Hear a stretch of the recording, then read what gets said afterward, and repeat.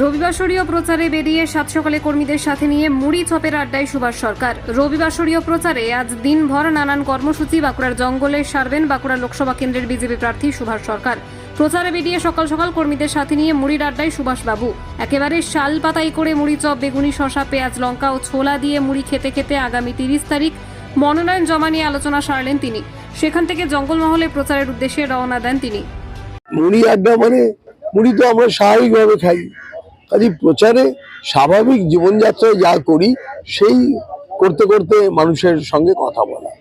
তাই এখানে সকাল সকাল পোয়া বাগানে এসে আমাদের কার্যকর্তা এবং এখানে পথ চলতি 2-4 জন মানুষের সঙ্গে বসে মুড়ি খাচ্ছি।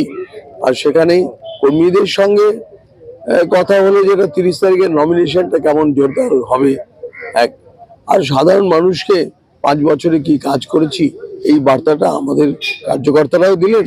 কেউ আমাকে জিজ্ঞাসা করলে আমিও কিছু বলেছি। মুড়িতে চর্চা আমি বলবো শাল পাতার টোঙায় মুড়ি খেতে খেতে আড্ডা। একটা প্রবাদ বলছিলেন। ও হ্যাঁ,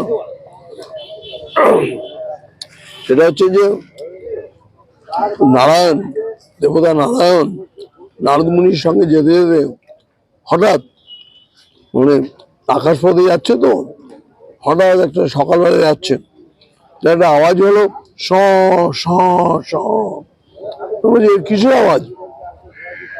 ও যে এখন বাঁকুড়া পুরুলিয়ার উপর দিয়ে যাচ্ছি, সবাই এখানে হ্যাঁ যে আপনার সন্তানেরা সবাই মুড়িতে জল ঢেলেছে, সকাল সকাল মুড়িতে জল ঢেলেছে, আমরাও মুড়িতে জল ঢেলে মুড়ি খাচ্ছি।